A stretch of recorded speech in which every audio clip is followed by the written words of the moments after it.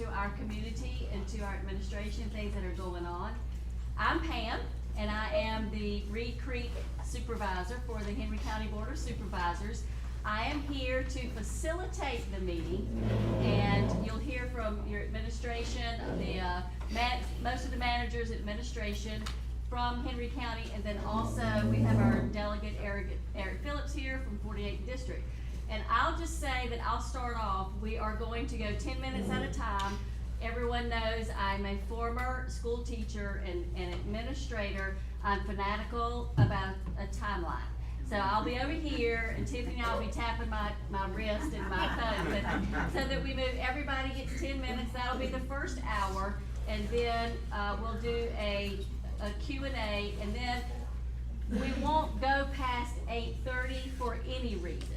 But at around 8:15-ish, then the questions and everything will be wrapping up. And then I'm sure the guys and gals will be willing to stay over if there's something personally or individually you'd like to talk about with them individually.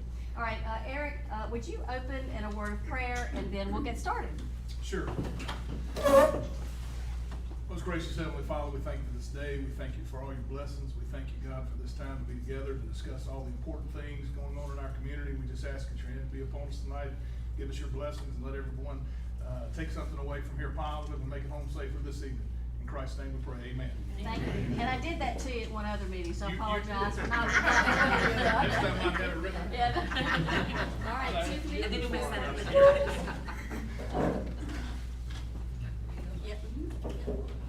We're just gonna go down. No, I apologize. You're not going first, Dale. Mr. Wagner. Good evening, everyone. Good evening. I'm Dale Wagner. I'm the county administrator, and thank you for having us this evening to talk about our local government. And Dr. Cobbler was a school teacher. She mentioned that, and then she probably don't know this, but I was not a very good student, so I probably will not follow her rules. When I get wound up about the county, I like to talk, and just I'll listen tonight. Okay? All right.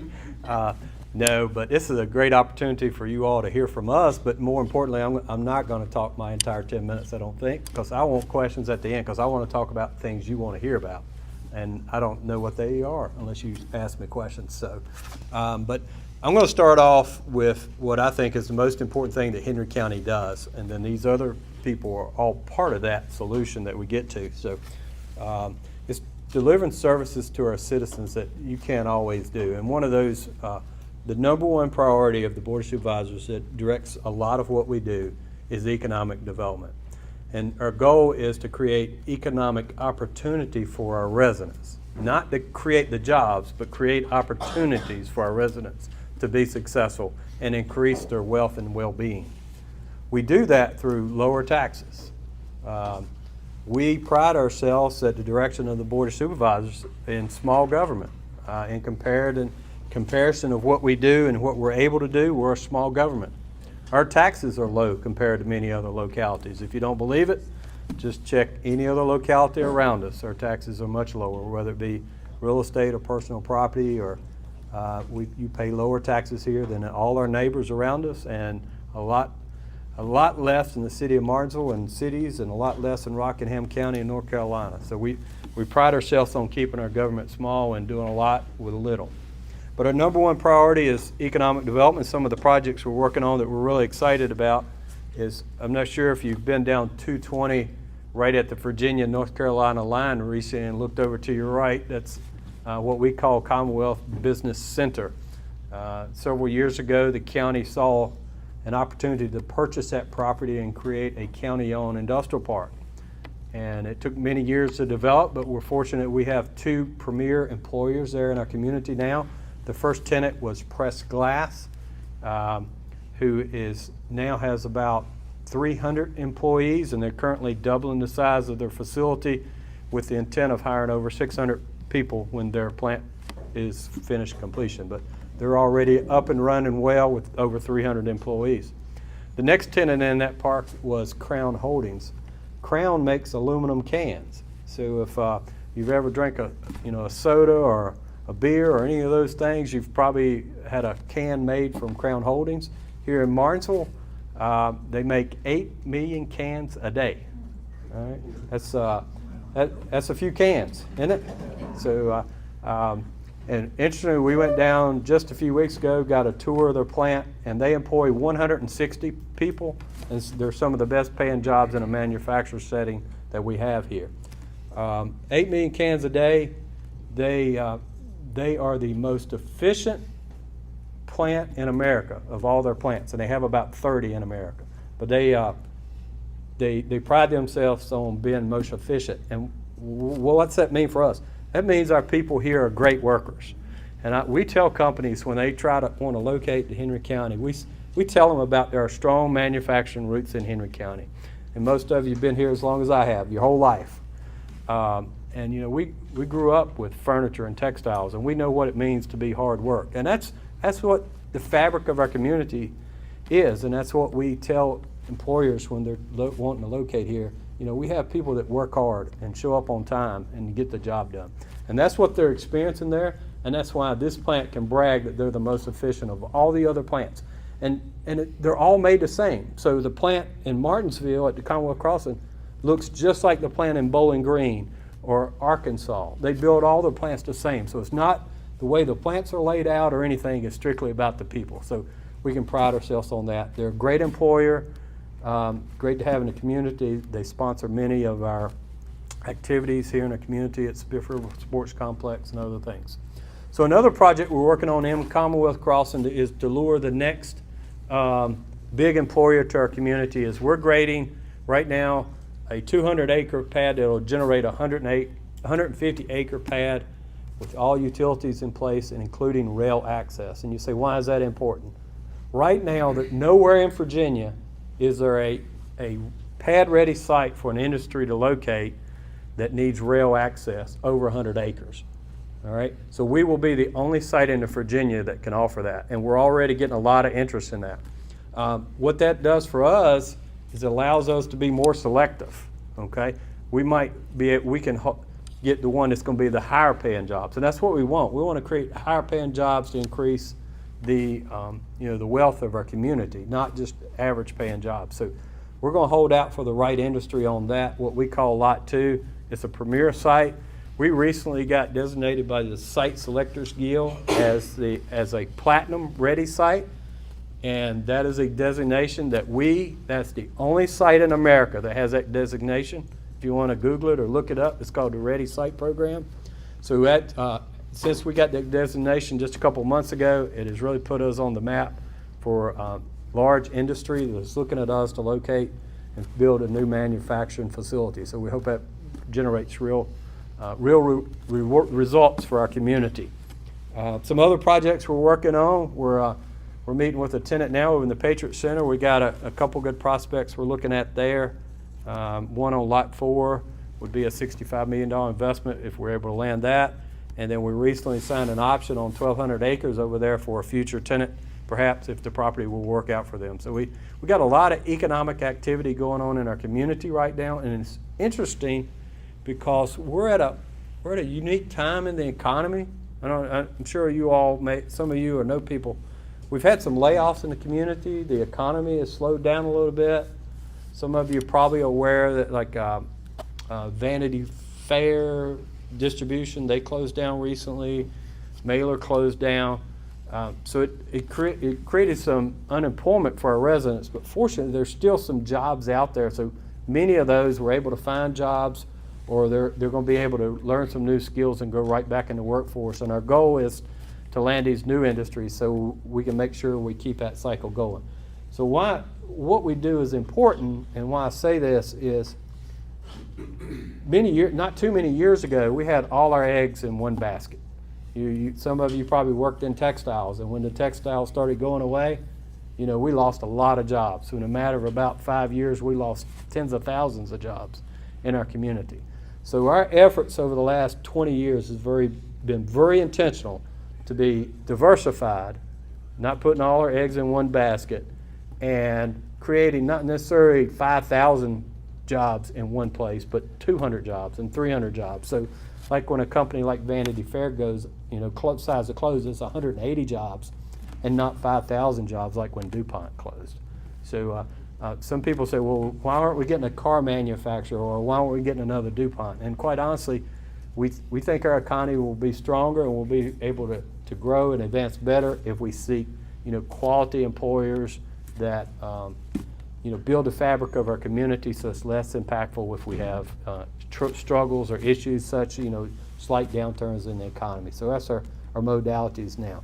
So what that does, that creates opportunity for every other thing that local government does, whether it be the sheriff's office, public safety, education, the administration of justice in the courthouse, those parks and recreation, we're real proud of all those programs, and we do it very efficiently. So I will stop with that Perfect. and be available for questions later. 25 seconds. And then the only other thing that I'd like to say is that we're also finishing our comprehensive plan for Henry County that hasn't been written in more than 30 years.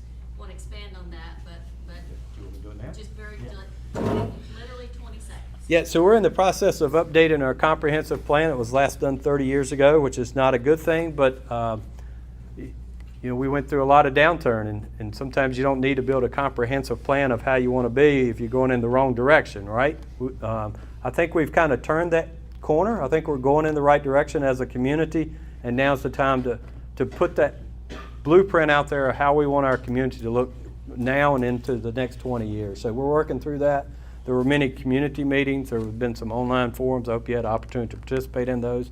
But there's quite a few more meetings scheduled with the Planning Commission, the Board of Supervisors, and then some feedback from the community sessions as well going forward. So we look forward to accomplishing that during this 2025 year. Perfect, thank you.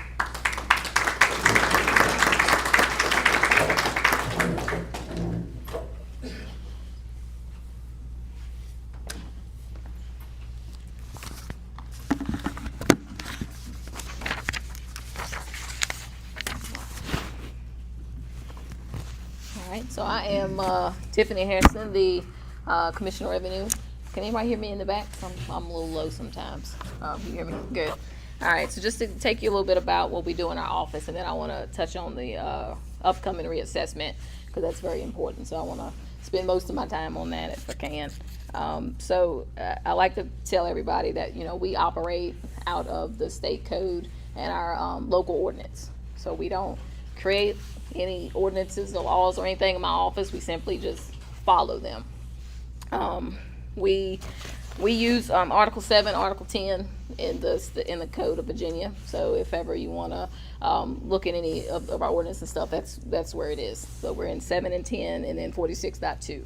So my job is to be fair and equal and uniform with all assessments. So I can't, look over here and go high for whatever reason, and then somewhere else I want to go low.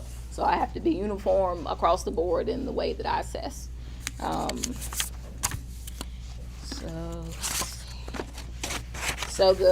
For businesses, we do have business licenses in our office. They're due March 1st of every year. I did bring some pamphlets for businesses, real estate, the reassessment things over here that's sitting in front of me if you like to pick up any of that before you leave. So our meals tax is due on the 20th of every month.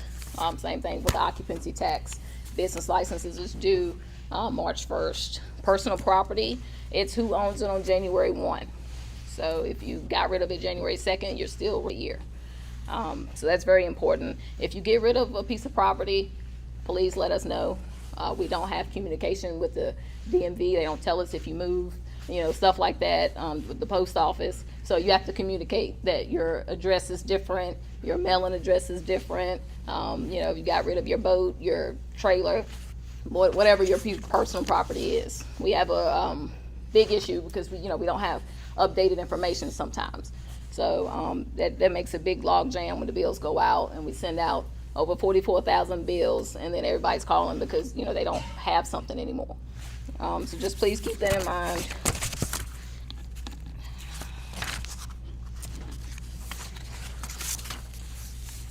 So with personal property, you do have an appeal process. You have 3 years to appeal an assessment if you don't agree with it. And so what you do, you just come in and say, hey, I don't have this vehicle or something when you tax me for it, but that's a 3-year period. After that, we can't change the assessments. But that is your your options. So if you notice, hey, I've been paying on the car for a couple of years, don't have it, we can go back 3 years. So some people didn't know that, so I like to tell everybody. Also, we offer tax relief for elderly and disabled and veterans. So like I said, I have pamphlets on that. So some people may qualify for that. We have land use program. Everybody gets personal property relief. It's called PPTR. You'll see on your bills it's called estate credit. So it's different for everybody, but everybody does automatically get that if your vehicle qualifies. So that's good. All right, so now I want to just talk about our reassessment that's coming up. So everybody knows we've been working on it for the past 2 years since I took office in 24. I inherited it from 23 when they began doing some work on it. So our notices is going to go out January 1st after the new year. So that's when you'll get your notice with your new value. When you get your notice, we have 15 days before we can start doing appeals. So we'll do appeals from middle of January to the end of February. And then we'll also have BOE hearings in April of next year. And then after that, it'll be finalized going into July 1. So you'll get your real estate bill in 26 and it'll have your new value. So our training that we've done in our office, we've done IAAO classes. We've done fundamentals of mass appraisal, real estate property appraisal 101. We've also taken general reassessment classes, land use classes, tax relief classes. We've attended symposiums and all trainings through Virginia to make sure that we are, up to standard, up to code, and assessing things properly. So you've been given, well, I say given, just apologize for my terminology, but your office has more, you've hired more assessors, I guess that's the right way to say it. Well, we have 3 assessors in our office full-time, and we had 2, I believe, but we did have 3 positions, and we did get a position back from the state comp board, and we made that a real estate position. So we have 3 real estate appraisers in our office. We have 2 real estate tax clerks who help us with our land use program and tax relief, and then we have 5 people that work in personal property and business. So that's the staff. So it's just 3. I think we've always had around about 3. So for reassessment, so it is something that is state required. No one in the locality, we all have to do it. It's not an option. No one's, saying that, hey, we got to get this reassessment done. Nobody's saying anything like that. It is a state requirement that we do have to feel. Our assessments have to be 100% fair market value. We have to use proper state assessing guidelines. We just can't come up with values that we want. So, we have to be fair market value. Can I interject while you're doing that? Because that's all true and it's in the state constitution. Yes. And I would say one of the challenges we face is obviously, just like we've seen in another locality nearby, I don't think they were always done close to fair market value. They were not. Our properties have historically been assessed very low. And then we also reassess every 4 years. So every 4 years, you're taking a bigger jump. In 21, we had a reassessment, values barely changed. They barely went anywhere. So some people didn't even notice we had a reassessment. So it's really going to be a big jump for those people. And that's just to get it up to, like I said, fair market value. So I'm sorry. But yeah, I'm sorry. Yeah. So, some of the things that we consider when we go is the physical, status of the property, whether it's improved, deteriorated, dilapidated houses, the external obsolescence, like if it's near a farm, those houses may not be as desirable as a house that is not near a farm because you're not smelling farm stuff every day you walk outside. Your year bill, we do use sales as one of our factors. It's not our big, huge driving force, year bill, depreciation, all of those things. For like apartment buildings, we use income approach. for those. So we send out stuff, collect some data, compile that data to come up with a fair value for those. So you do have an appeal process, just like with personal property. This one's a little shorter though. So when you come in, you have 3 steps that you can appeal. You can appeal to my office, you can appeal to the Board of Equalization, or you can appeal to the circuit court. Once you know, that's the steps. Just us, BOE, then circuit court. If you go straight to the BOE and they don't agree with you, you can't come back down to me and appeal. So you can go through each step, but if you skip a step, you can't go back down. So that's important to remember. So so the way our appeals go, when you come into the office or over the phone, you know, we'll read a statement saying, hey, you know, we're here today, you know, blah, blah, blah, and now it's your opportunity to present your case. So you just tell us why you don't agree with it. There's not any particular documentation that you need. Someone asked me that once. Just whatever you think could work in your favor is what you bring into us, and then we'll consider it. And we won't give you a decision that day because we like to discuss it with everyone. But then we will send you, we'll mail out your final determination of your value. And when you come in to appeal, it can increase, decrease, or stay the same. We had one person call us and tell us they got rid of a building. We went out to look, and 5 more buildings there. so if you think you're winning, don't call us. So she wasn't happy. But we do have a couple of people that is making sure. We got David Barnett from Agar Associates. He's a general Virginia licensed assessor. So I send up our practices and what we want to do and how we're coming up with our formulas to him, and he says it's great or it's not, you know, it meets standard or it doesn't. So he's checking us, as myself and everybody in my office. It's our first time doing a reassessment, so we want to make sure that we do it right.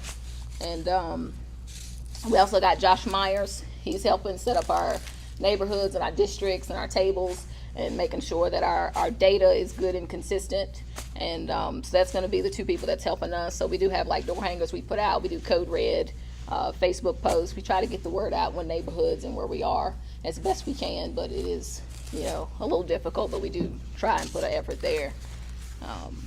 So that's my time.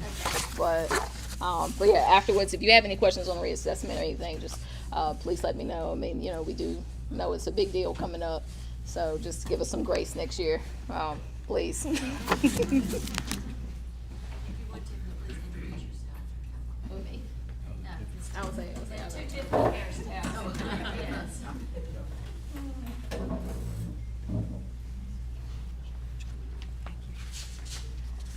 Hello, everyone. I am Tiffany Harrison with an IE from the Henry County Treasurer's Office. I am here to talk about the change in due dates for real estate and personal property bills. Once the Commissioner's Office, they do their assessment and the billing goes out. So effective July 1st of this year, the real estate bills are going to be due October the 1st. And to avoid any penalties, you have until October 31st, which is a change because it's normally December 5th. For personal property, they're going to be due December 1st, I'm sorry. And to avoid any penalties, you have until December 15th. And with that, there'll be the 10% late fee will be added to it the next day. So I have some handouts that you can take with you, put them on your refrigerator if you like, or just wherever, you know, you can see it. And that's all I have. That's perfect. So. That's all new information. Yeah. Everything that you give those, we just changed all that. Okay, thank you very You're much. welcome. Thank you. And everybody, have you heard that Matt has announced his retirement? Everybody shaking their head, yes. I'm trying. Jerry, you know him well. He knows from experience too.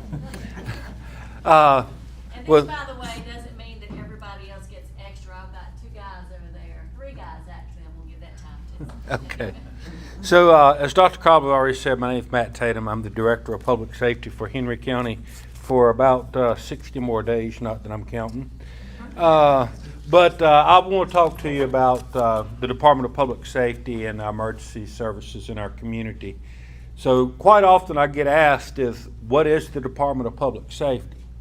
And the easy answer is if you call 911 in Henry County for anything other than what Sheriff Davis brings you, it's coming from my office. All right. We have 8 amazing volunteer fire departments, 4 amazing volunteer rescue squads that serve our county.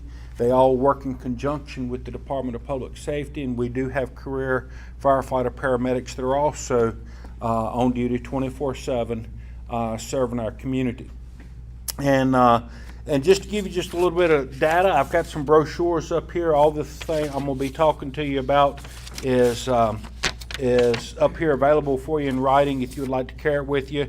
2024, I know we're almost halfway through 2025, but 2024 obviously is the last calendar year that we have data to go for. Henry County had over 2,000 fire-related incidences and over 8,500 calls for service for a rescue squad or an EMS service. That's over 10,000 emergency calls. That is very busy. And there is a lot going on with emergency services. And so how can you help? You hear I was talking to a gentleman earlier about volunteerism. Sounds like y'all have got a great group of volunteers here at Level Ruritan. But I also feel like if you go back a few years, I remember that wasn't necessarily the case here. So y'all have done a great job. So I want to know what you've done because we need that in our volunteers with our fire and EMS. This is a trick question, but I'm going to ask it anyway. How many of you have a valid driver's license? Raise your hand. All right. I think there was enough hands to match the car, Sheriff, so I think we're good. But those of you that just raised your hand with the simple 16-hour class, you're half the crew. All right. Sheriff Davis can be the best paramedic the world has to offer, but if he don't have nobody to drive him in the ambulance to get him to the call, he's no good. All right. You can have the best firefighter in the world. If the truck don't get there with the water on it, there's nothing they can do. And I'm not exaggerating. A 16-hour class with a valid driver's license, you can drive that fire truck or you can drive that ambulance and be half the crew. So tomorrow, I expect to see all of you doing applications to volunteer with our fire department's rescue squads. I mentioned that we have 8 incredible fire departments in Henry County, and in this community, you're served predominantly by Bassett Fire Department, and Collinsville Fire Department is the next due to them. I am extremely proud of Bassett Fire Department because we just recently went through an ISO reevaluation. What ISO does, it scores all the fire suppression capabilities of a community, and it gives that fire department an ISO score. So why is that important to you? The lower your fire department's ISO score is, the lower your homeowner's insurance premiums are. So that is impactful to you. The scoring system is a 1 to 10. 4 is the absolute best that a volunteer fire department can get. And to my knowledge, I've never heard of a volunteer fire department getting it until this year. Bassett Fire Department is an ISO rating 4. Yeah. That is an extremely great accomplishment. The rest of our fire departments in Henry County are 5s. We've got 1 that's a 6, and primarily because they're so rural. But that is huge accomplishment for Bassett Fire Department. Another thing I want to talk to you about, we've had a lot of changes in our office. At the first of the year, our fire marshal retired. Lisa Garrett had been our fire marshal for about 8 years, and she retired. Kai Cooper is now the fire marshal for Henry County. He hit the ground running, doing a phenomenal job. And Kevin Hendricks was promoted as an EMT firefighter to the assistant fire marshal. So that's some changes in our office. July 1st, we will be adding another crew during the daytime hours. We currently have staffing for 4 crews during the day and 4 at night. That's with optimal staffing. As you know, Oftentimes you have people on vacation or sick or something like that. So the minimum staffing we have is 3 crews during the day and 3 at night.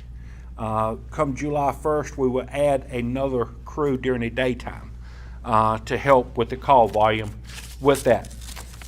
One other thing I wanted to bring to your attention, before I get there, another role that our department does with public safety is emergency management and helping when the disaster comes, more importantly, helping prepare for the disaster. And we're getting ready to wrap it up, but it's something I'm very proud of. As about 1.5 years, 2 years ago, we was able to secure a $3.2 million grant with zero match required to put generators in every fire department in Henry County. The rescue squads already had them, and we're also putting a generator at Bassett High School and Magna Vista High School with this grant service or grant program.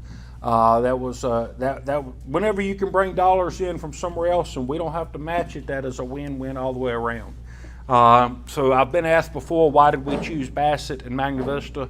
They're the high schools, but they're also our primary points of sheltering should the community ever have a disaster and need to shelter. We've got an agreement with the schools. We can use any of the schools, but the high schools are obviously the biggest, and they have adult-sized facilities. Okay, you go into an elementary school, you may or may not want to be using the kids' restrooms. Okay, and then Ms. Hairston, the one on the end, mentioned earlier Code Red. So if you need us, you call 911. If we need, and that's if you're having an emergency. If we need to notify you that there may be an emergency in your community that you don't know about, or if we need to notify you of a boil water notice, or if we need to notify you that the assessors are going to be in your community, please don't shoot them. They're doing their jobs. We use Code Red. And what Code Red is basically it's a reverse 911 system. If you have an emergency, you call 911. If it's backwards, we want to notify you, we use Code Red. Okay? Every landline is automatically in the database. We don't have many landlines anymore. Everybody's went to cell phones. So we don't have a cell phone database. You have to register your cell phone. Okay? And I've got the information up here on how to register that. You can easily go to the county's website, henrycountyva.gov, and there's a link there called Code Red. Click on it and it'll walk you through the steps of how to register. It's free, okay? There is an app that you can download for it. The app's not free, but you don't have to have the app, okay? And once you go in there and register, you can choose what type of notifications would you like to receive. Whether it be weather alerts, whether it be boil water notices, community messages or whatever, you can choose what you want. So we don't bombard you, we don't spam you, we don't call you all the time, but it is a very useful tool. I know the sheriff's office has used it during missing person situations or crime incidents or something like that. We've used it before. If you've ever been driving through somewhere and your phone goes off on Amber Alert, okay, it's very similar to that, and that we have the ability with this system to activate that system as well, because that's based on geofence. So if someone from California is driving up 220 and we've got something going on in the Oak Level community, when they get into that area, their phone would be pinged if it reaches to that level. Now, they're not going to be told a boil water notice, okay? But if there's mass murderer running up and down the streets or something like that, then they hopefully, or a missing person, they might be notified of that.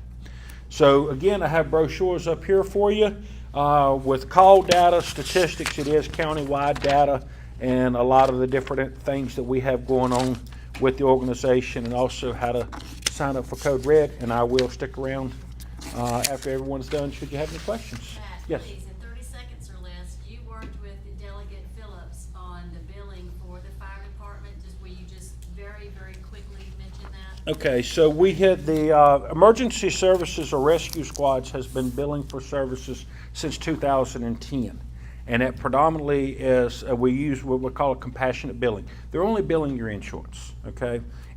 Billing laws require, once insurance is paid, that we notify you of the balance. But if you would take a crayon or something to write on it, unable to pay, mail it back in, it'll go away. Okay, we're not going to take you to collections. We're not going to take your firstborn child or anything like that. We predominantly want the insurance.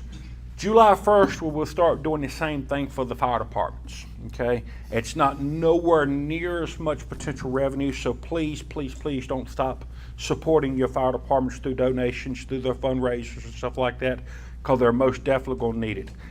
Early estimates, we're thinking this might generate somewhere between $3,000 and $7,000 for a department for a year.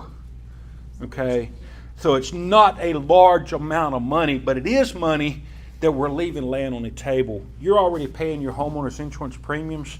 There's a $500 fee in there for fire suppression at your home. If we don't bill it, or if the fire department don't bill it, they don't get it. Yeah, so Okay. It's a small thing we can do for fire department, and we appreciate Delegate Phillips for getting that passed. Thank you, Matt.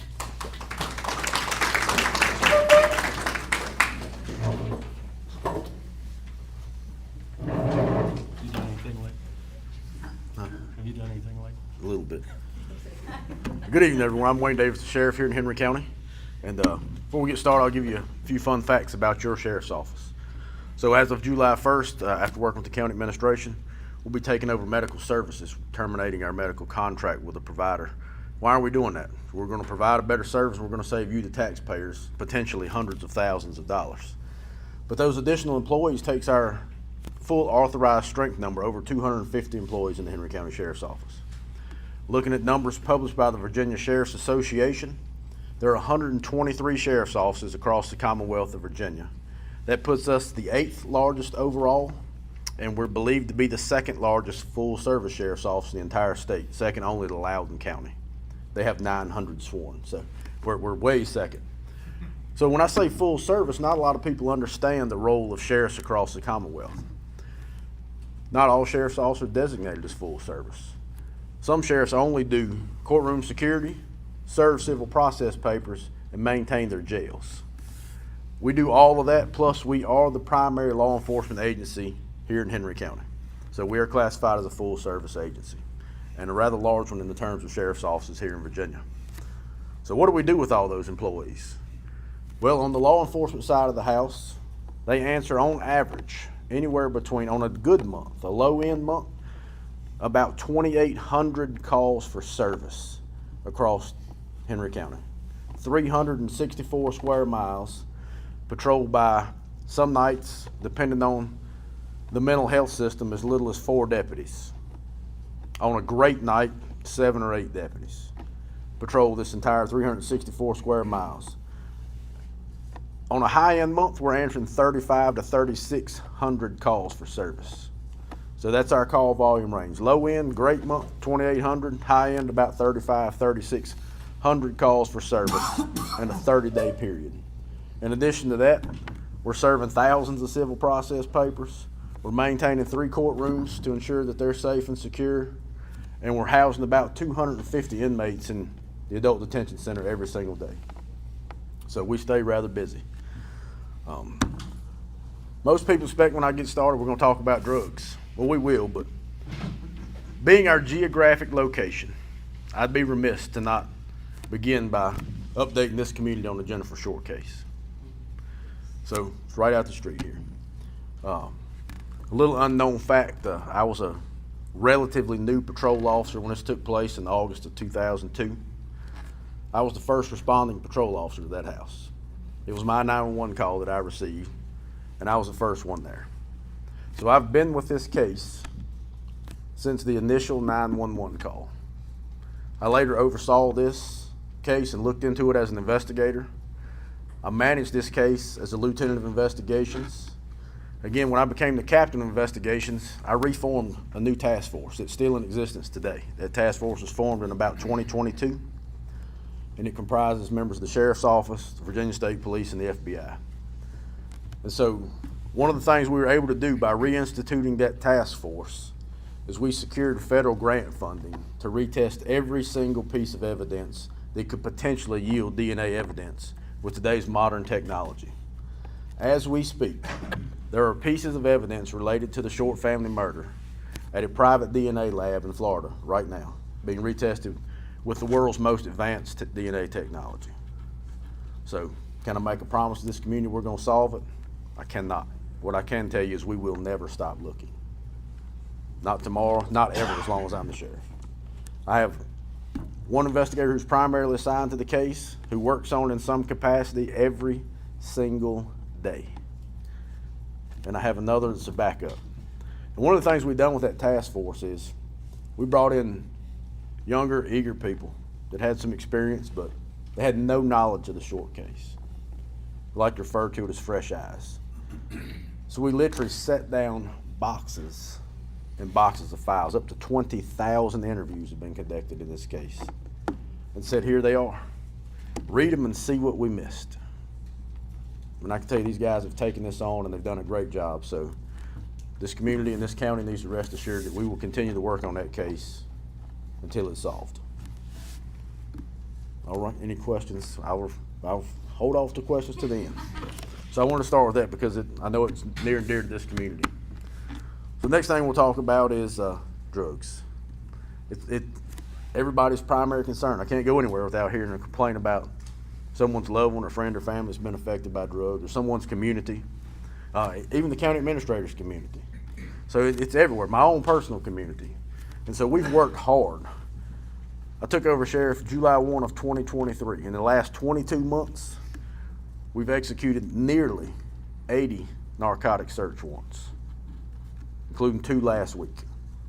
And so some of them high-level drug dealers yielding large quantities, some of them low-level drug dealers. But the moral of the story is they're all drug dealers. And it doesn't matter how much they sell. If it's one pill, that's one too many. And we absolutely will not tolerate it, and we'll continue to work on that.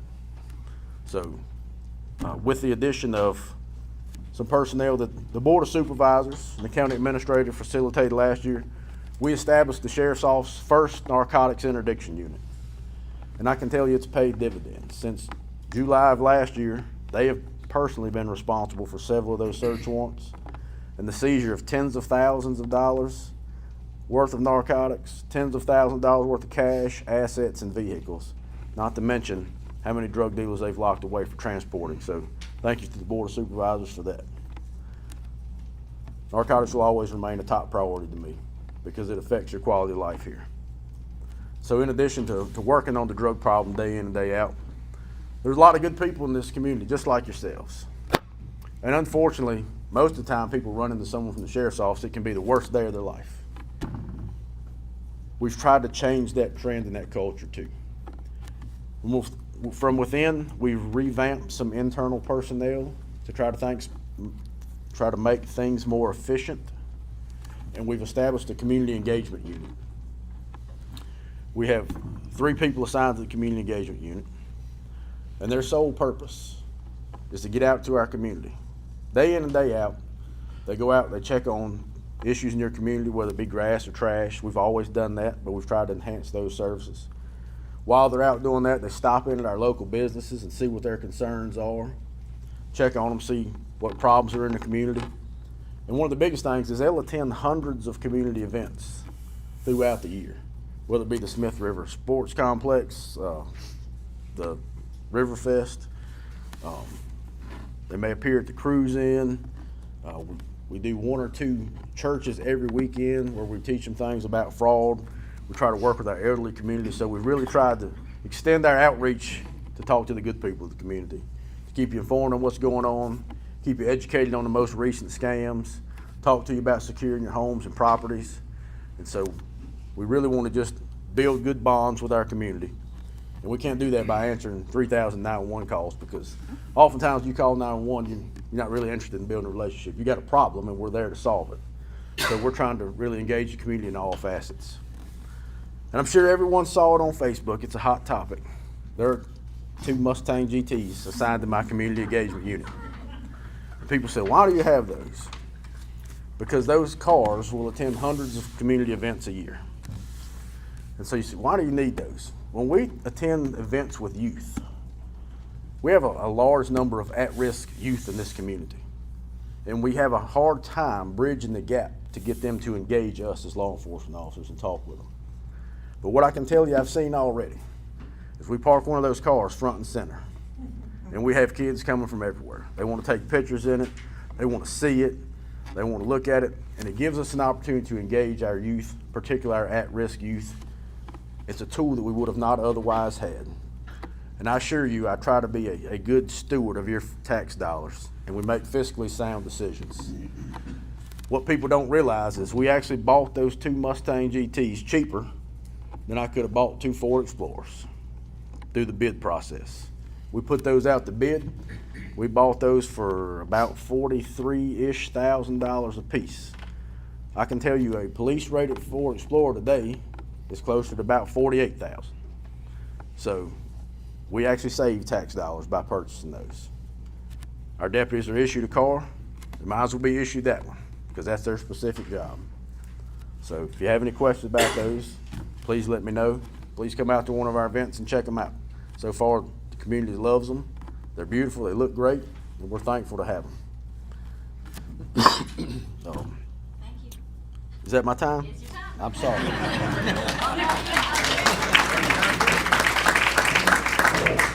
course, you know I'm hesitant to ask the sheriff to sit down. No problem. Okay, tell him your feelings. I'm an elected official, I can talk all day. That's right. Well, first of all, I saw Dale show up in this coat and stuff, and I felt a little underdressed, but It's fine. I was on an excavator this afternoon and ran out of time, lost track of time, and scurried on over here. So it's good to be with you. I'm Delegate Eric Phillips. I represent the 48th District, which is the vast majority of Henry County, the vast majority of Pennsylvania County, and the entirety of the city of Martinsville. And I was elected 2 years ago, so I have a re-election campaign coming up this November. And I was elected in a special election the night before session began. So I found out roughly 7, 8 o'clock that night that I won. Luckily, I'd already hired an assistant, rented an apartment in Richmond, drove up there that night, got sworn in the next day at noon, and started on the floor. My first year went pretty good. I ended up number 7th ranked member as far as effectiveness according to VPAP's batting average. They give us all a batting average. So that was pretty good for a guy just showing up on a wing and a prayer, which is how I've lived most of my life, and it's worked out pretty good so far. But I like to tell everybody when I got there, I'm looking around this beautiful building, you know, the state capitol and all of the history and the things you think about Thomas Jefferson and all the different people that have been in there. And I'm looking around that night about midnight in there by myself, and I'm thinking, man, you know, how did an old boy from Blackberry get here? And I met my colleagues the next morning, and I thought, dear Lord, how in the world did some of them get here? So it was kind of downhill after that. But, you know, we heard over 2,200 bills in 45 days. So I could talk till next week about all the different issues in the state of Virginia that affect all of our families and affect particularly this community. But I'll give you a few. By the way, Sheriff, if I ever do decide to change careers, I want a job with the Mustang. But AEP, anybody want to talk about their power bill? Or not want to talk about it? Well, I can tell you who doesn't want to talk about it. It's me. But no, AEP, listen, we're very well aware of that. We sponsored legislation.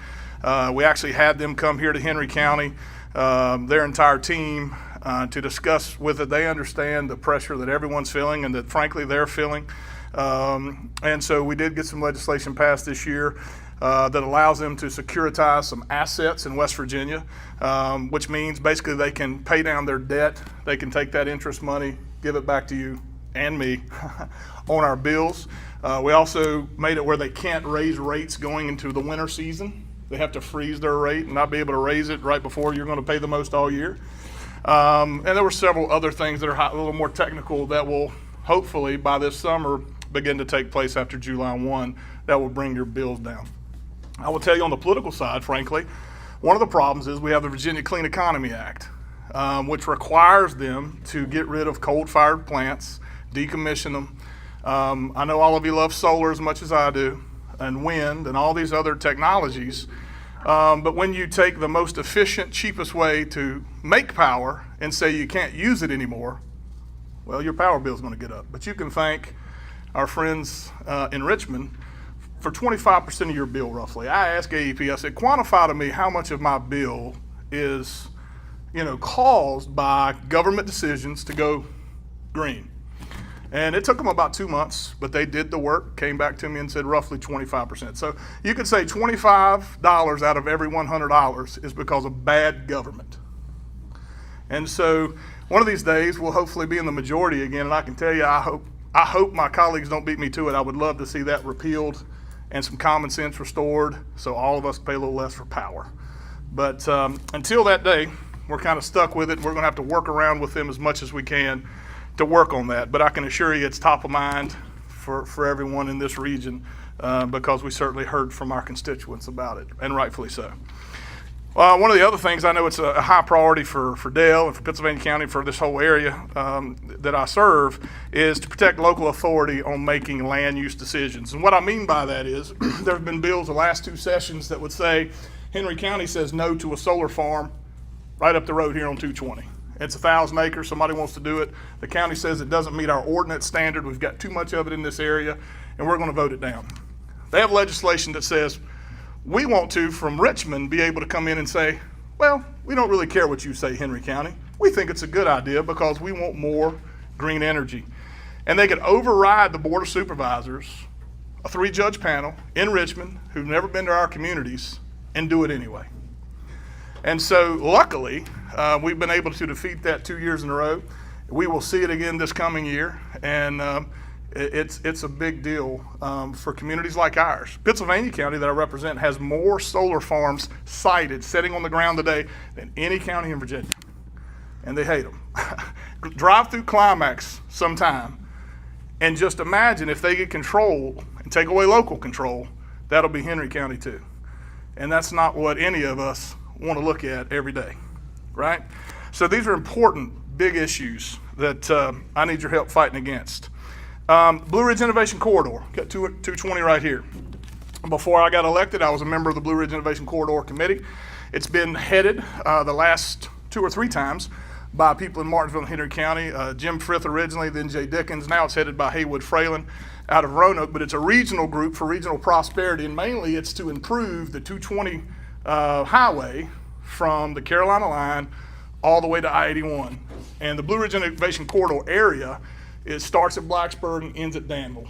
And what it is all about regional prosperity. We have the Commonwealth Crossing, we've got the Patriot Center. Also in my district, I have Berry Hill Mega Park, which is the largest mega park in the state of Virginia. And so we want to be able to get all of those trucks that are going to be making all these goods as we continue to grow and continue to have new industry up and down 220 a little safer. I call it the Dukes of Hazzard project. We're going to flatten some hills and straighten some curves and make it easier to transport goods up and down. I don't know if you get beside of those double trucks going down 220, but it'll help your prayer life a little bit. So I think it's important for this area to get that done. And I know the county and all the surrounding areas are huge proponents of that, and we want to thank all the local businessmen who've been involved with that. Public safety, we've got to figure out a way at the state level to fund volunteer fire departments at a higher level. Volunteerism is down just in general, whether it's the Baptist church or the volunteer fire department. It's just harder to get people out. People are having to work a lot, make money, make ends meet, and pay their bills. And you got these guys who are working full time, taking time away from their families, having to have catfish dinners every other weekend just to keep the lights on, and we've got to do something about it. And we've got to figure it out from the state money, because frankly, we've got a bigger pot of money than the county does. And all it does when we take and push unfunded mandates, I keep looking at Dale because I know he's a big fan of these unfunded mandates, because then he's got to figure out how to pay for them. But we've got to figure out a way. We've got plenty of money in Virginia that we waste, that should be going towards public safety. If we can't keep ourselves and our homes and our children and our families safe, then what are we really doing? And so that goes for EMS, it goes for police. We need to have a fully funded by the state SRO in every school, right? Am I right here? These are just common sense things that we can easily do. Common sense dies quick in politics. It seems like the easier the bill is, the harder it is to get it passed. I'm thinking, how can people disagree with some of these things? But I promise you they do. So public safety is a huge issue. Law enforcement, Sheriff Davis Wayne and his group do a great job. I actually did a ride along with one of his officers, and that particular day he had 4 officers covering the whole county. And I can tell you, I felt like I was a better driver than that officer. I won't mention his name. But a couple of times when we got over 100, I thought, man, I wish I was driving. This guy's scaring me. But I mean, you got a guy on one side of the county getting ready to commit suicide, and you got something happening so it was just one place to the next, crisscrossing this county. And it just boggles the mind that we don't think that we need to take care of these men and women at a higher rate than what we do. So we appreciate what you do. We also appreciate what all your public safety folks do. It's not an easy job to do the things that we're asking these folks to do. Quickly, Dale mentioned, he stole my thunder, obviously, about economic development. Obviously a lot of that money that's doing that grading out there came from the state of Virginia through the governor's site plan. I think, $16 million of it? Something. 22 million, even better. So, all these things flow through us. And I will say, you talked about taxes. Henry County, I was at a presentation in Pennsylvania County, and they did our entire region, and they did it at the state level. Henry County actually has, I think it's 3rd lowest taxes in the state of Virginia out of 132 localities. And Pennsylvania County, I think, was 6th. I think they were a little better on fees. I don't know what those fees are, but maybe look into that. But overall, we're well positioned when you look at all the other areas in the Commonwealth. So, there's a ton of things out there. I think jobs solve a lot of problems. Education, good education, well-paid teachers. The governor this time, I think, had a historic budget. People always ask me about the budget. It's this big, and then there's a supplement that's this big. It's a couple thousand pages, and we get 48 hours to review it. So there's always things in it we don't like, and there's always good things in it too. But I'll be happy to answer any questions, because I think that was my noise to stop. And I saw that our chairperson of the Henry County School Board is here, Teddy Martin. Teddy, is there anything you'd like to say or address the crowd? Well, just like you, I represent Reed Creek. A lot of the folks in this room know me, signed my petitions, known them for many years. Been on the school board here for starting my 9th year. We've got a lot going on. It's graduation week, so hopefully, I don't know if you've got kids, grandkids, etc., anybody else in the family to recognize there. So certainly want to say we want to recognize that. We're in the process of updating, and of course, I want to recognize we got Mr. Champarty representing Ridgeway here in the room as well. Yes, right. Yeah, I gotta give a shout out to my Champ, do you mind standing just so everybody?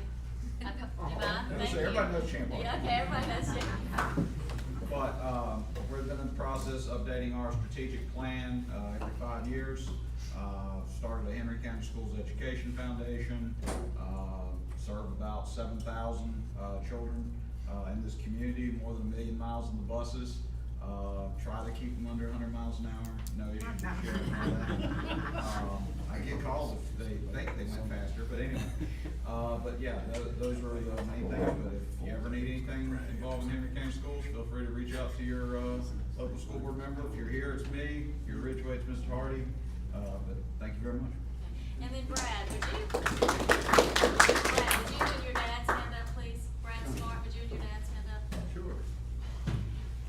This is Brad Smart, and I was at his plant yesterday, which is just over the hill, and we talked a lot about economic development. I told him that, I reminded him about this meeting. I told him Mr. Wagner would be here and that Eric would be here. And then I just said, if we had a few minutes, which we do, if you just give us a brief, quick presentation. I know we speak about the big companies and all the money that we are spending on economic development. And then you and I talked about how y'all have had your business here for all of these years, maybe 40 years, again, just over the hill and not forgotten, but I just thought I'd ask you to come and be recognized and just give us a quick introduction if people aren't aware of who you are and what you do. Yeah, I'm Brad Smart. My wife and I own Rockwood Specialties. We're on Rockwood Park Road. We've got a 70,000 square foot facility over there. I don't know how long you guys have been here, but it used to be that originally it was a Rockwood dance hall.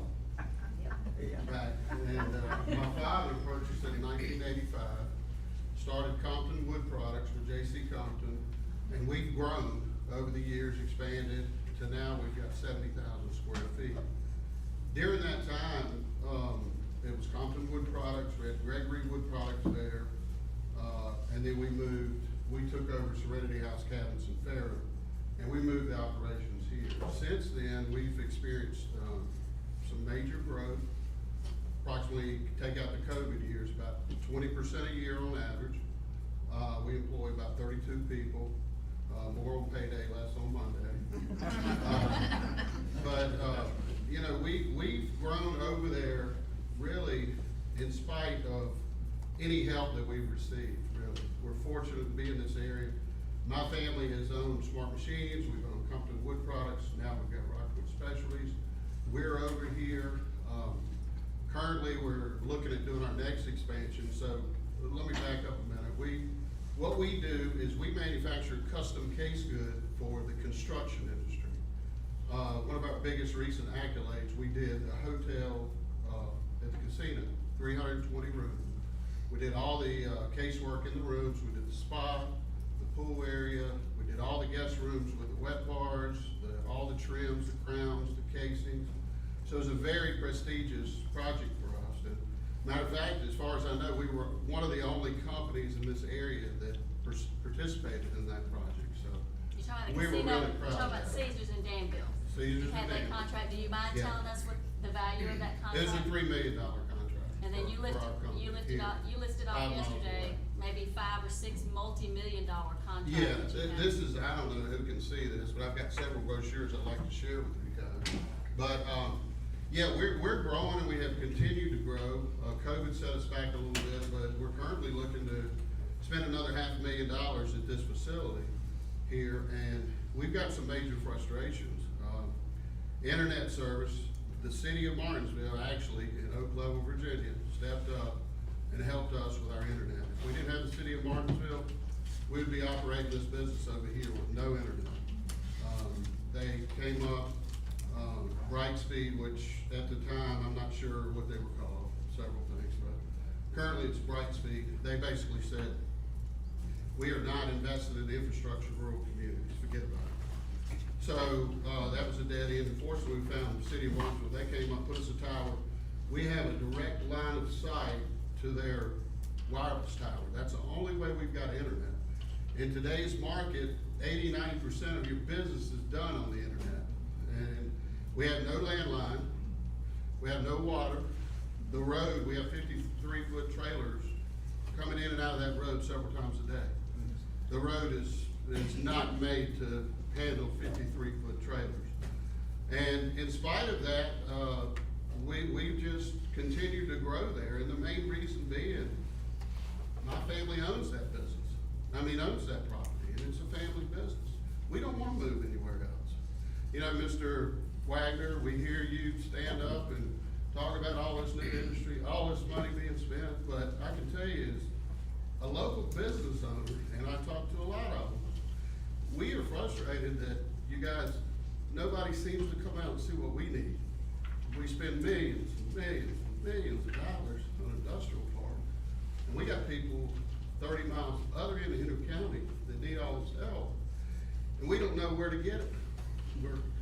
Fortunately, we had Pam that came in, and the prior supervisor got virtually no response, but Pam's come in, and she's really helping us, hopefully, so, Okay. anyway, we're just, we're wanting to grow, continue to grow here, and anything we can do to get you guys to come see us, understand our story, and, And thank you for coming out, and just again to recognize that we have a very successful, prosperous company just over the hill, and just wanted you to have an opportunity, maybe for a Q&A, or speak to some of the individuals afterwards. yeah, So, yeah, we thank appreciate, you. I very much appreciate your service, we really do. We just need a little bit of help. To not have internet, to not have water.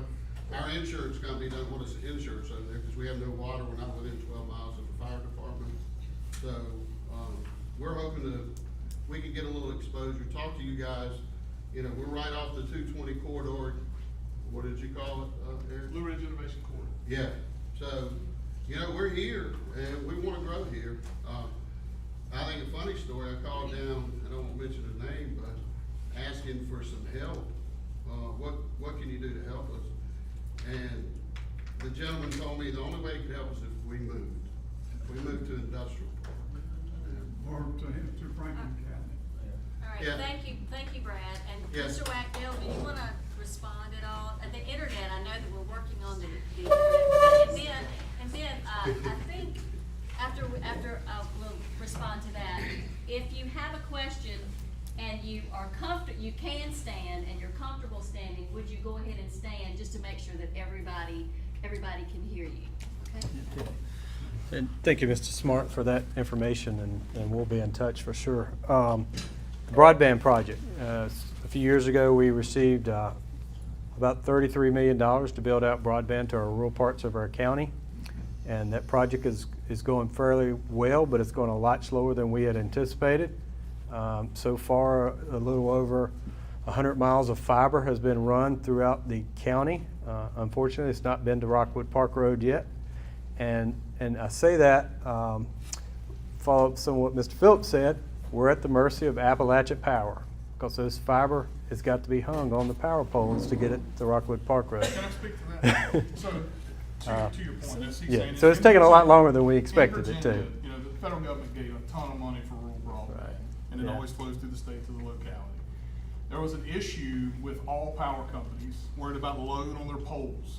So we had to have a pole attachments bill to be able to force some of these companies to allow them to attach to their poles.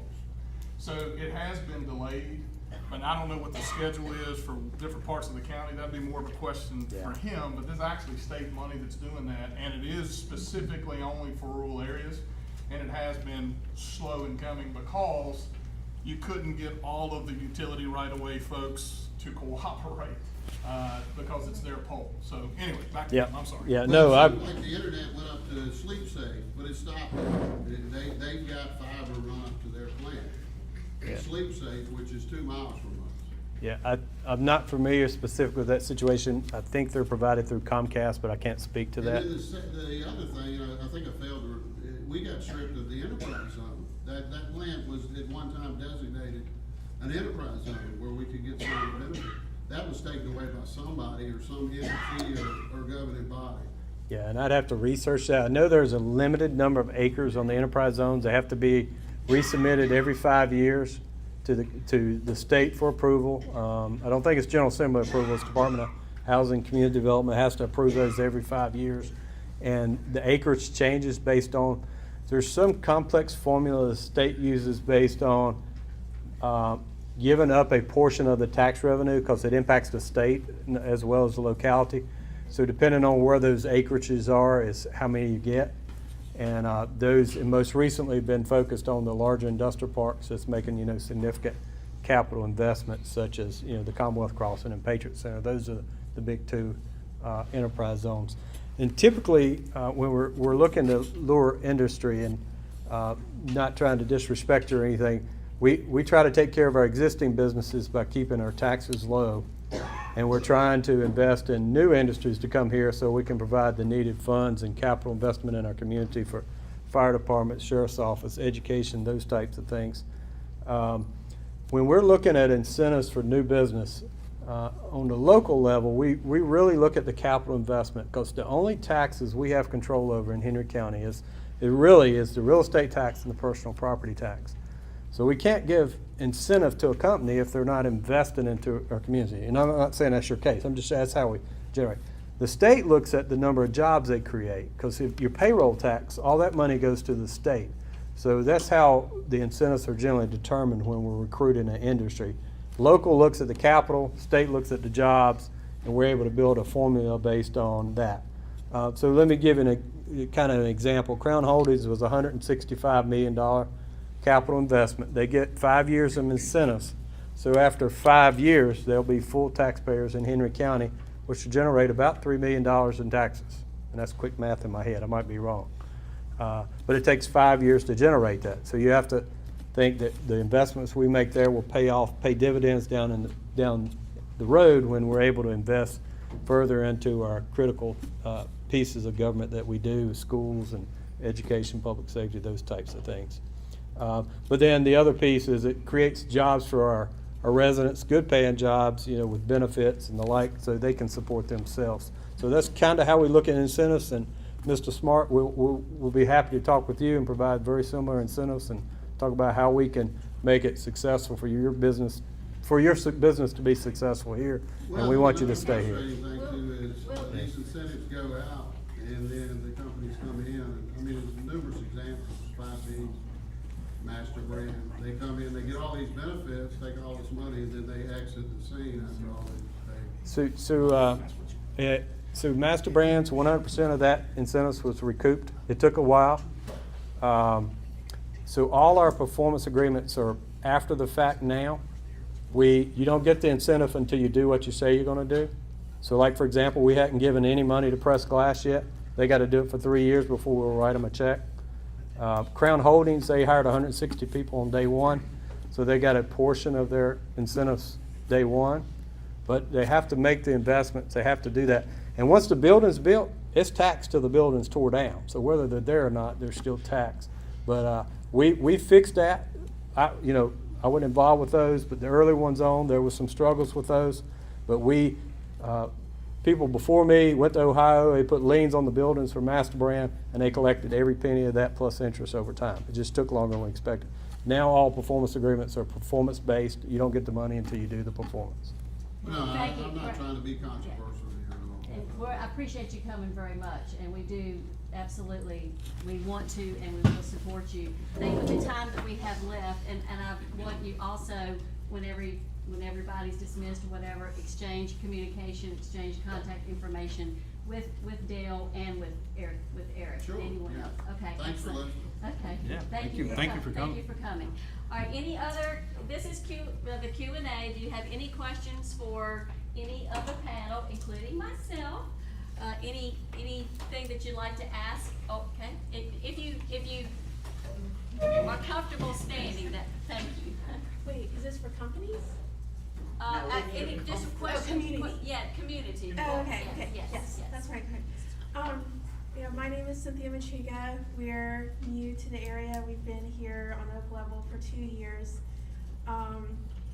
And started to become good friends with some of our neighbors, and it's been nice getting to know quite a few of them. A little bit ago, I was mowing with a tractor on the side of the road, as we're kind of close to a curve, and there was a tractor trailer that, like, good thing we were both just barely in our lane, and I was kind of realizing as I was talking to a few others that there's a little bit of concern that they're going really fast. There's a lot of Jake brakes. There's a lot of, it's a very small road. There's not like a huge place to get off. And I was just wondering if there's, can be looked into to see how many, if there's a lot of them that's coming and going. I don't really know.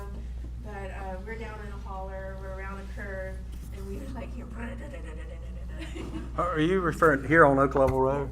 Yeah, I've talked to some other residents recently, and apparently one of the manufacturers that is kind of in the North Bassett Philpott area has changed their mode of operation. They shifted some of their distribution to the Philpott area, and as a result, more trucks are coming up Oak Level around Philpott Drive up Oak Level Road to go north, where they used to be located in Bassett, and they would go out 57 and come up. So it's been a shift in their operational why there's more trucks on your road now than probably what it was when you moved here.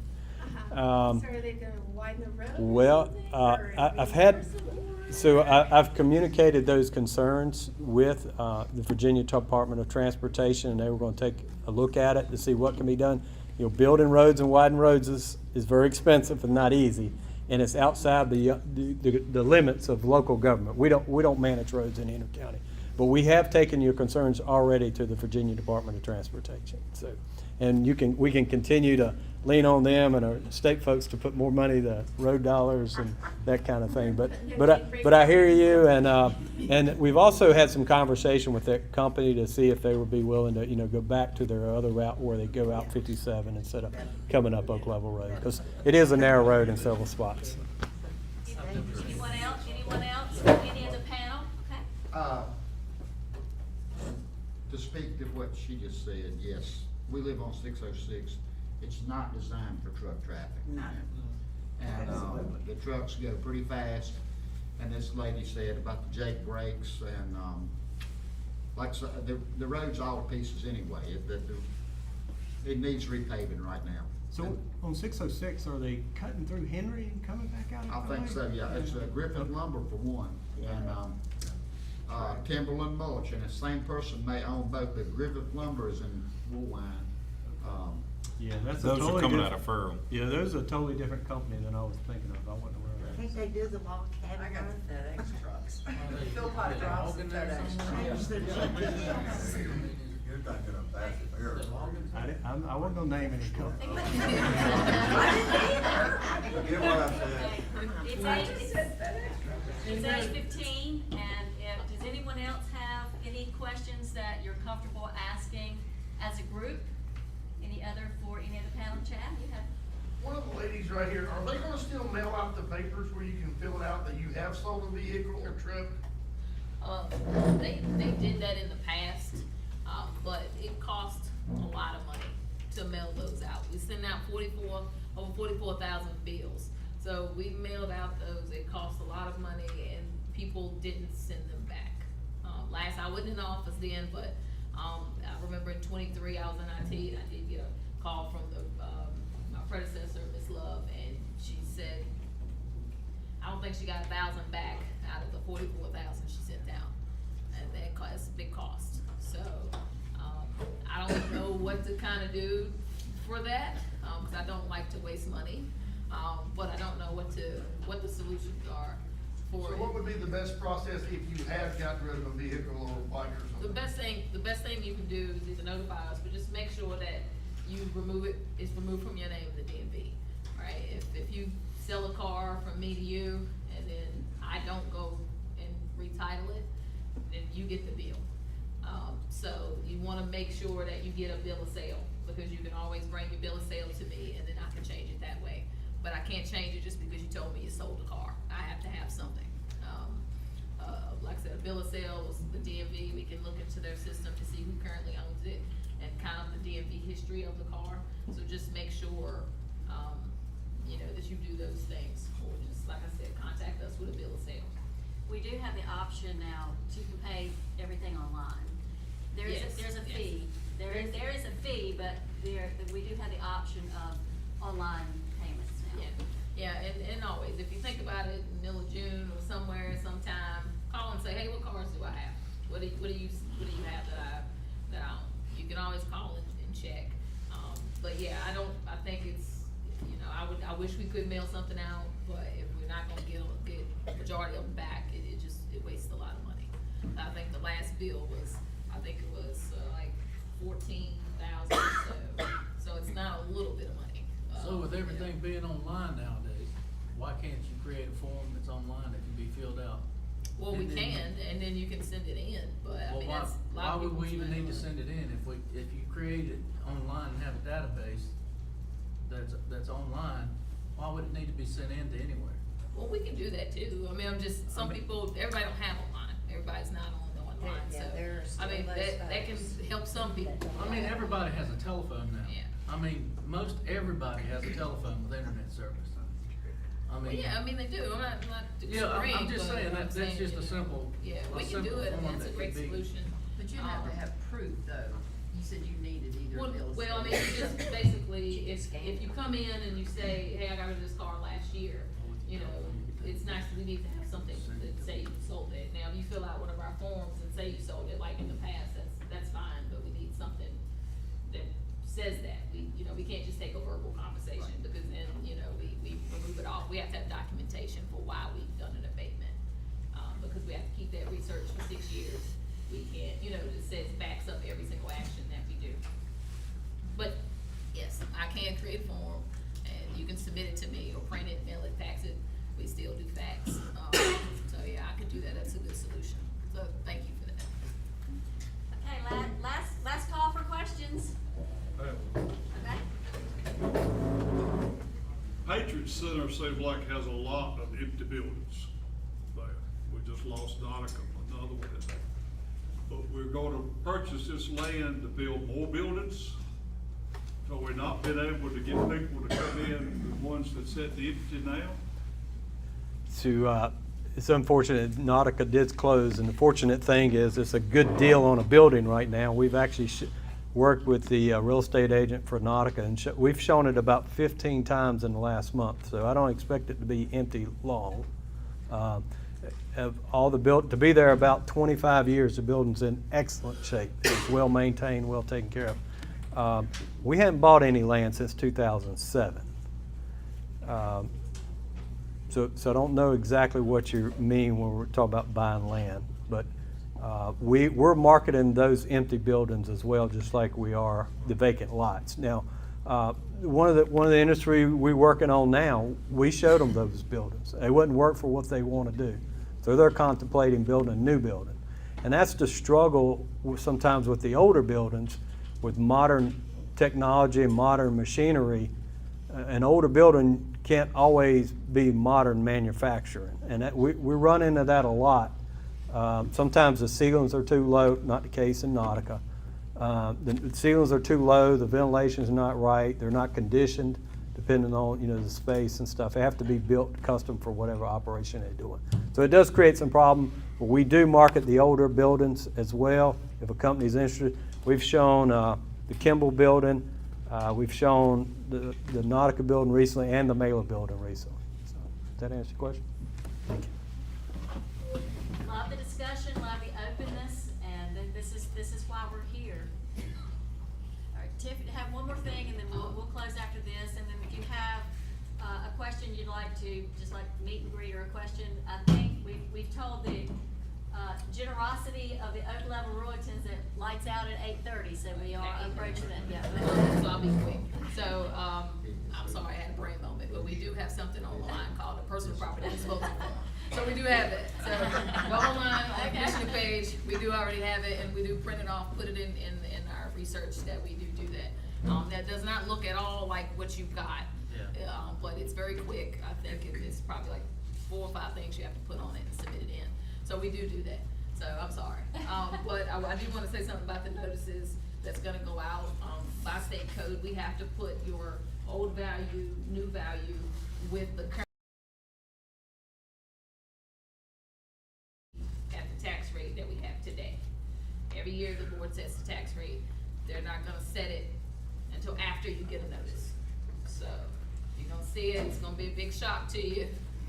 But it may look a little different months coming down the line, okay? So just keep that in mind, okay? You're gonna get all of that information before any rates are set. You said that's coming when? It'll be January after the 1st.